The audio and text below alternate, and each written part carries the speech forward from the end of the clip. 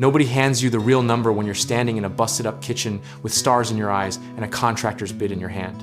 But that number, the one that actually matters, is sitting quietly about 25% higher than everything you've already planned for. Let's talk about why that gap exists. Because it's not random and it's not bad luck, it's structural. Every rehab budget has a visible layer and then a shadow layer underneath it. And most rookies only ever price the one they can see. Think of it like an iceberg.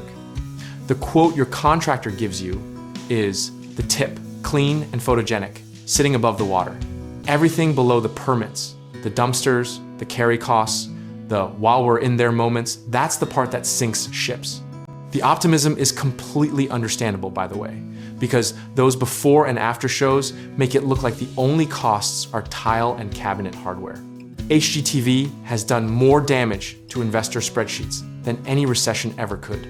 Here's the hard truth that experienced flippers will tell you over a beer. Contingency isn't a pessimist tool, it's a professional's tool. The investors who survive long enough to build real wealth are the ones who budgeted for the worst and occasionally got pleasantly surprised. Permits alone can blindside you, depending on your market.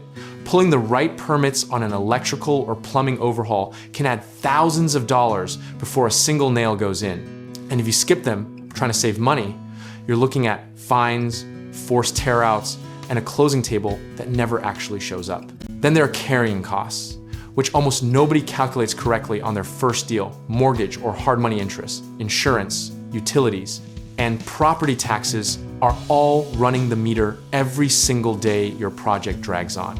A 2-month rehab that becomes a 4-month rehab just costs you potentially $5,000 to $10,000 in carrying costs alone, and the market didn't move in your favor to cover it. The behavioral piece is where it really gets interesting, because most people know the 25% rule intellectually, but emotionally round it down. You convince yourself your deal is cleaner, your contractor is faster, your timeline is tighter, and that psychological negotiation with yourself is exactly how investors lose money on paper-perfect deals. History backs us up painfully clearly. Studies of residential rehab projects consistently show that cost overruns occur in the majority of flips, and the average overrun isn't 5%, it's closer to 15 to 25% on mid-level gut rehabs. The investors who factor that in from day one aren't being pessimistic, they're being accurate. The misconception worth killing right now is the idea that a detailed scope of work protects you completely. It helps enormously, but it doesn't account for the house lying to you. Open a wall and find knob and tube wiring. Discover the subfloor is rotted under the vinyl. Or realize the previous owner was doing DIY plumbing with garden hoses, and your scope of work is suddenly a historical document. Practically speaking, the move is to build your budget honestly. Add your hard contingency line, not a soft, I hope I don't need this line, an actual budget line, and then stress test your deal at that number before you ever make an offer. If the deal only works at your best case scenario budget, it doesn't actually work. Discipline in this business looks boring from the outside and feels like leaving money on the table until the moment it saves you from a deal that would have wiped out 3 profitable flips before it. Process, patience, and honest numbers aren't limitations on your ambition. They're the infrastructure your ambition needs to survive.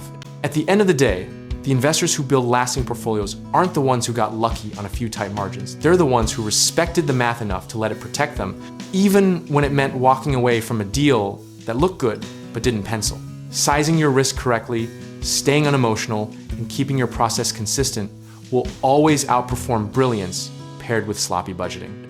And if you go in knowing the 25% is coming, you're not afraid of it anymore, you've already accounted for it, which means you can move confidently while everyone else is scrambling for their checkbook mid-project.